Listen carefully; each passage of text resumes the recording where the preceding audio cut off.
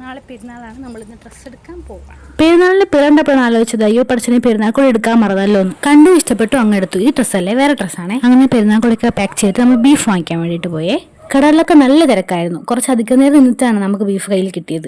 അങ്ങനെ കിട്ടിയ ബീഫും കൊണ്ട് കോഴിക്കടയിൽ പോയി കോഴി വാങ്ങിക്കാൻ നിന്നപ്പോഴും അവിടെ അതിനേക്കാൾ വലിയ തിരക്ക്. പിന്നെ അവിടെ കുറച്ച് നേരം വെയിറ്റ് ചെയ്ത് ചിക്കനെ വാങ്ങിച്ച് നേരെ വീട്ടിലോട്ട് പോയി. പിള്ളേരൊക്കെ കിടത്തി നോക്കിയിട്ട് മലാഞ്ചി ഇടണമെന്ന് വിചാരിച്ചെങ്കിലും നടന്നില്ല. പിന്നെ ഞാനും കിടന്നുറങ്ങി. അങ്ങനെ നേരം വെളുത്തു, പെരുന്നാളായി. ചെറുക്കൻ രാവിലെ തന്നെ കുളിച്ചുണി സുന്ദരനായിട്ട് പള്ളിയിൽ നമസ്കാരത്തിന് പോയി. രാവിലെ ഒരട്ടിയും ബീഫ് വരട്ടിയതായിരുന്നു കഴിക്കാൻ. പ്ലേറ്റിന്റെ സൈഡിൽ ഇരിക്കുന്നതാണ് വറ്റിലപ്പം.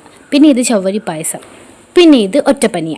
ഇത് കായൽപ്പട്ടണം സ്പെഷ്യൽ ആയിട്ടുള്ള ഐറ്റംസ് ആണ് കേട്ടോ. എൻ്റെ മാമി ഉണ്ടാക്കി തന്നിട്ടതാണേ. പിന്നെ ഉച്ചയ്ക്ക് ബിരിയാണിയും കഴിച്ചിട്ട് നമ്മൾ കറങ്ങാൻ വേണ്ടി പോയി. നമ്മുടെ കാറിലെ പ്രധാന സംസാര വിഷയം ഗ്യാസില്ലായ്മയായിരുന്നേ. പൊടി പിടിച്ച് കിടക്കുന്ന വിറകടുപ്പിനൊക്കെ തട്ടിക്കുളഞ്ഞ് എടുക്കുന്നതിനെ കുറിച്ചായിട്ട് ഇന്ന് ചർച്ച അത്രേ. പൊടി മാത്രം